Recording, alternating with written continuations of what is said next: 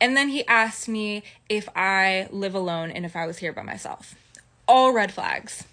Obviously, I'm being super vague and I'm not answering any of these questions truthfully. I tell him that I don't live alone, that he's not my last client. I have more clients and I take clients random. There's never a set time, right? Once we're done with the facial, he gets up and he's like, oh, tell me about these products that you were telling me about, right? I'm just trying to be professional. And so I'm telling him about these products. And as I'm telling him about these products, he is not listening to me. He is just staring at my toes.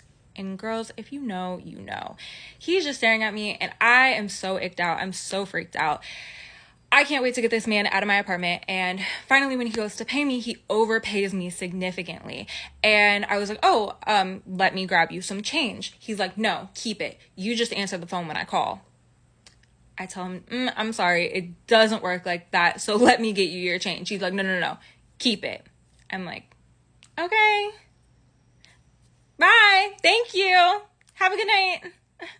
I forgot to mention that my setup at the time was in the corner of my apartment, and when he went to pay me, he was so close to me that I was literally backed up into the corner, literally terrified, because I was like, why is this man so close to me? And I was already extremely uncomfortable from the whole interaction. A couple minutes after he left, he calls me. He's like, yo, I got a question. You really got a boyfriend? I'm like, yeah. Hang up the phone, block him. I'm extremely annoyed at this point, cried, and that is how I stopped taking male clients until I moved my business out of my apartment. Now, I could just be extremely dramatic and hate men, but I was legitimately terrified being alone in my apartment with a strange man that I already previously said, I wouldn't work with you, and now you're here violating that boundary. It just, not for me. I'll take the P any day over a strange man.